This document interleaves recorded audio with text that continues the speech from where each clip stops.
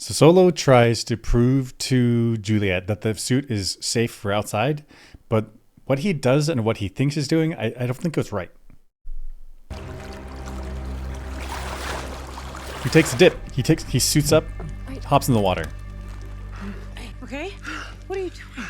The helmet seal is airtight. I figured if the water didn't come in and I didn't drown, that it would be okay. You can use this one to get back. So what's wrong with that? Felt pretty reasonable to me. Besides going off by himself. Yeah, communicate. Let Juliet know what's going on. It's a good guess. It's a good guess that if something is watertight, then it could be airtight, but watertightness does not guarantee airtightness. Mm-hmm. And it comes down to the size of the molecules. So say let's make a macro scale. Like say you have a mesh that catches rocks. Well, if you have small pebbles could go through. If you have dust could go through. Heck, water could go through a screen mesh that stops rocks. So really, what I'm saying is the feature size of your filter determines what it can stop. And so a water molecule with its oxygen and two hydrogens and the electron orbitals lobes that are actually pretty chunky volume, chunky molecule. It doesn't, just because you can stop water doesn't guarantee that you can stop air. Or gas or whatever is up top in the atmosphere that's dangerous outside. So while he has a good intention and a good idea, I don't think his experiment of water tightness guarantees air tightness. So I didn't realize that checking for water tightness does not guarantee air tightness. So if he comes up and says, "Good suit's good to go," yep, on the outside, that could be wrong because. Right. Even though it's watertight, it might not protect her from poison air up above. Right. So to make it concrete in this example, if he went underwater and he's like, my body's dry, water didn't come in. Well, that's great. That means it's watertight.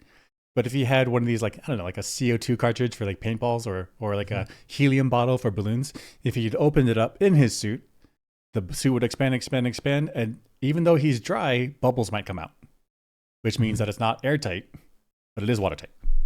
Is it? If you go over pressure from the inside out, okay, does that guarantee that it's airtight from the outside in? Yes, unless you have some type of one-way valve. Okay. If you have a one-way valve, like a check valve, then you have one-directional gas flow. Mm-hmm. But there's no like material that'll let air go one way but not the other. Is that even? I guess maybe you could do something. You could do something. Say if you have two different meshes, and so in one direction water comes this way and plugs the surface, and then you can't push gas through, which would then make it this out. But if you came the other way, the gas could get through and then push the water out. Maybe that'd be neat. I see. But so you think the better test? So if you seal the suit and you somehow pump air into the suit and see if it holds its volume. Mm-hmm.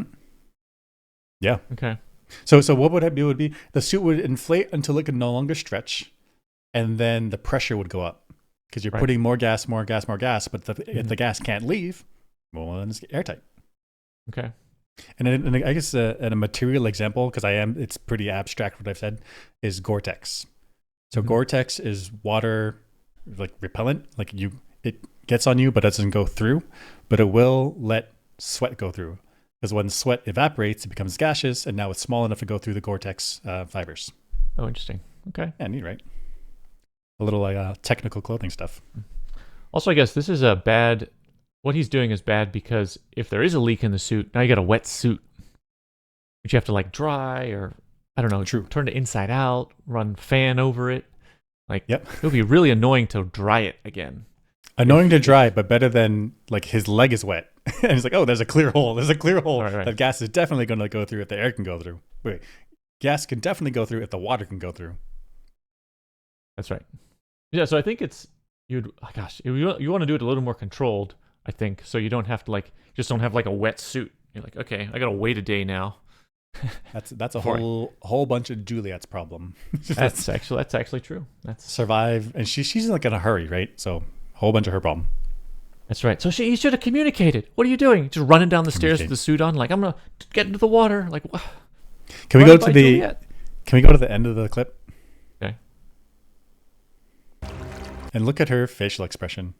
I wonder if Yeah. she knows that his test was bad, but she's like, "It's I okay, didn't buddy." Drown that it would be okay. You can use this one to get back. Like it's on the that's- edge. It's on the edge of like, Mm-hmm. thank you, but also like not happy, but also she's an engineer. She's quite smart. Mm-hmm. She may be like thinking that doesn't do what you think it does. Like, but okay, like I appreciate it. So it's also like consistent with she knows she's dealing with a child at this point. Yeah. The child didn't communicate, ran down the stairs, put on the suit, didn't run it by her. She's like, at this point, it's not worth it to get mad at him. It's worth it okay. to solve the problem in front of our faces. I got to get out of here. You did what you thought was right. Like, Yeah. okay, buddy.